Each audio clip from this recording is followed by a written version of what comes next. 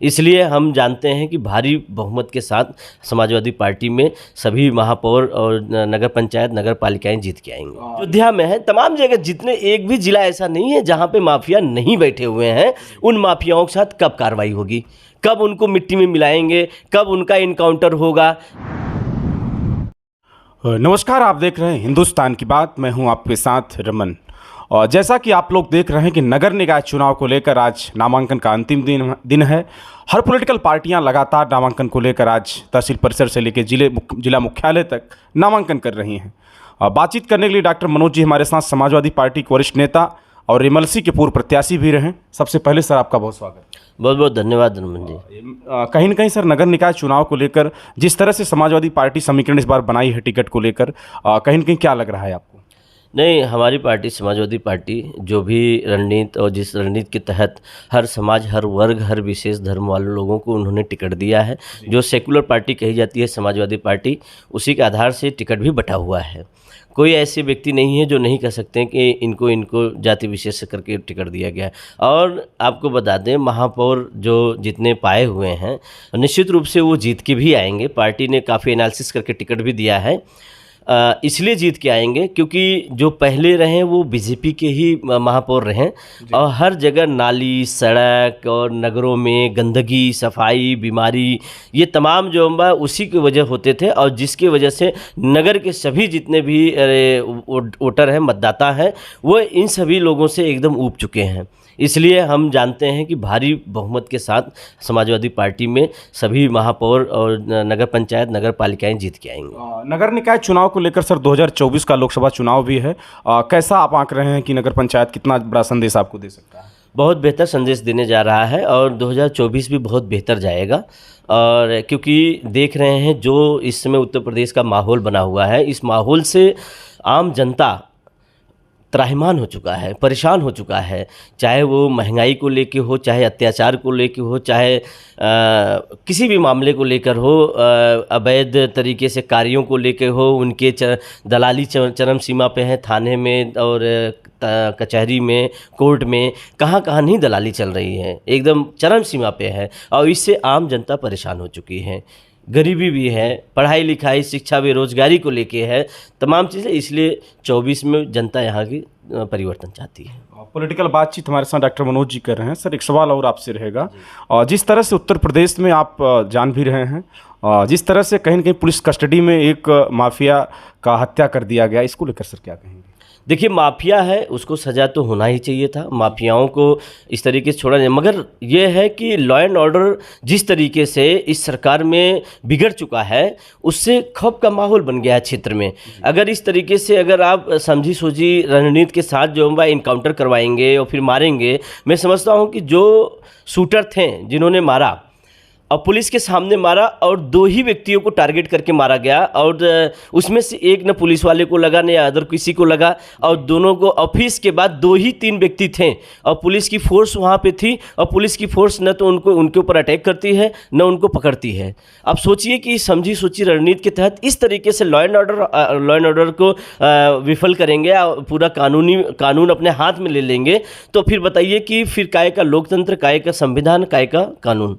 इसलिए इस बात को लेकर पूरे उत्तर प्रदेश नहीं, पूरे देश में आम जनता के बीच में भी पढ़े लिखे लोग भी इस चीज़ को देखकर बहुत आहत हैं और बहुत गलत हुआ। मैं समझता हूं कि इस तरीके से अगर आपको करना ही है, अच्छी बात है, करिए, ठीक है, जितने माफिया मार डालिए, मगर और माफिया है ना, उनके साथ क्यों नहीं शिकंजा? और बाबा जी ने कहा था, महाराज जी ने भरी सभा में कहा था, सदन में कहा कि मैं मिट्टी में मिला दूंगा जी। हाँ, मिट्टी में मिला देंगे, तो मिट्टी में किसको मिला रहे हो आप? वो माफियाएँ, जो माफिया जौनपुर में है, जो माफिया बनारस में है, जो माफिया मिर्ज़ापुर में है, जो गाजीपुर में, चंदौली में है, अयोध्या में है, तमाम जगह जितने, एक भी ज़िला ऐसा नहीं है जहाँ पे माफिया नहीं बैठे हुए हैं। उन माफियाओं के साथ कब कार्रवाई होगी, कब उनको मिट्टी में मिलाएंगे, कब उनका इनकाउंटर होगा? क्या यही माफिया? मुझे तो ये समझ में आ रहा है कि प्रधानमंत्री बनने का एक अच्छा रास्ता ढूंढा है इन्होंने जी। गोधरा कांड से एक प्रधानमंत्री जी बन के आ गए। अब इनको माफिया के नाम पे इनको मारने के बाद हमें लग रहा है ये भी प्रधानमंत्री बनने के दावेदार हो गए।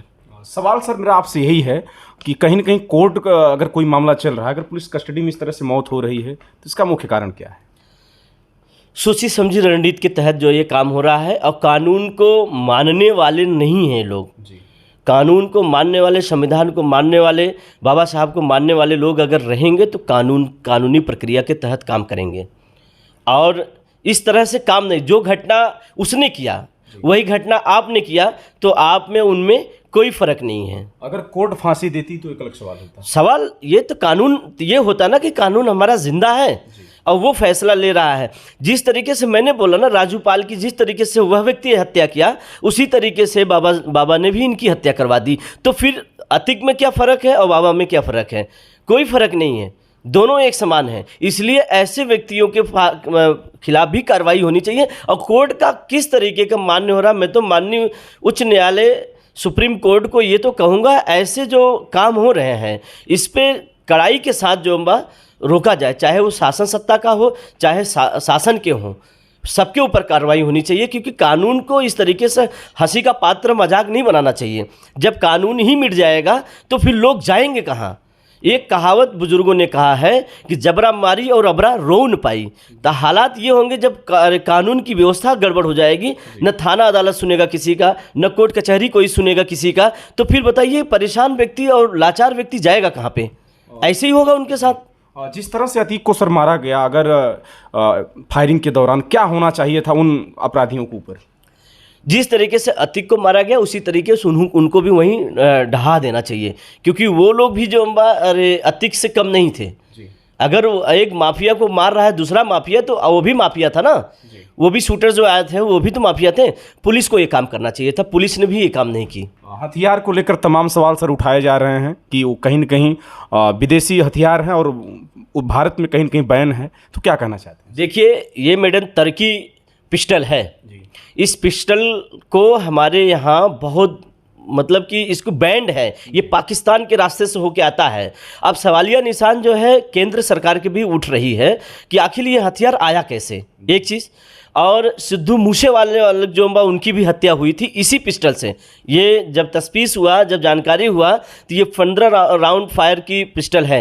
अब इससे अगर ऐसी हत्या हुई तो इसका मतलब फेलियर है। हमारी जितनी भी एजेंसियां हैं वो पकड़ नहीं पा रही किस रास्ते से कैसे ये आ रहा है पिस्टल, और हत्या करके चले जा रहे हैं। तो सिद्धू मूसेवाले वाले भी सवाल हो रहा है कि क्या पुलिस के ही निगरानी में हत्या हुई है क्या, या पुलिस के ऊपर भी उंगली उठ रही है कि पुलिस ये करवा रही है? सरकार अगर मांग रही तो इसका मतलब है कि सरकार उसको मंगवा रही है। तो ये तो लोकतंत्र के लिए अच्छा नहीं है। लॉ एंड ऑर्डर कहता है कि कोर्ट में कोई अगर मामला चल रहा है तो अगर कोर्ट के द्वारा उसका कहीं न कहीं रिजल्ट आता है तो उसका एक अलग सवाल होता है। सवाल इस बात का है कि अतीक अहमद की जिस तरह से हत्या की गई, कहीं न कहीं लगभग पूरे भारत में कहीं न कहीं सरकार पे सवाल उठाए जा रहे हैं, और कहीं न कहीं अगर कोर्ट उसको फांसी देती तो वो एक सवाल होता। डॉक्टर साहब, कहीं न कहीं अतीक को लेकर तमाम सवाल जो उठ रहे हैं, राजू पाल तमाम ऐसी हत्याएं उन्होंने किया है, तो कुछ क्या करना चाहते हैं? देखिए, हत्यारा जो है समाज के लिए वो खतरा है, और हमारा एक स्वस्थ और अच्छा समाज होना चाहिए। ऐसे हत्यारों की जगह नहीं है। और सही है, हत्या हो रही है वो ठीक है, मगर कानून उसके लिए बना हुआ, कानूनी तरीके से उसको फांसी दे दी जाए, आजीवन कारावास कर दिया जाए, उसको काली कोठरी में डाल दिया जाए। ऐसे लोगों को खुलेआम टहलने की कोई आज़ादी नहीं है। ये अच्छा है, ठीक है, मगर इस तरीके से अपने हाथ में कानून लेके काम करना ये गलत है। उत्तर प्रदेश में लगातार इस समय धारा 144 भी चल रहा है। 144 धाराएं सर लागू हैं इस समय। ये तो माननीय मुख्यमंत्री साहब जी ने अपना सिक्योरिटी बढ़ाया है और डर है, भय है, काम किया है इन्होंने, तो इन्हें भी डर है। अच्छा है, ठीक है। 144 धारा लगा, नगर पंचायत का चुनाव भी चल रहा है तो ये लगना था, लगा है। उत्तर प्रदेश में धारा 144 भी लागू है। बातचीत कर रहे डॉक्टर मनोज जी।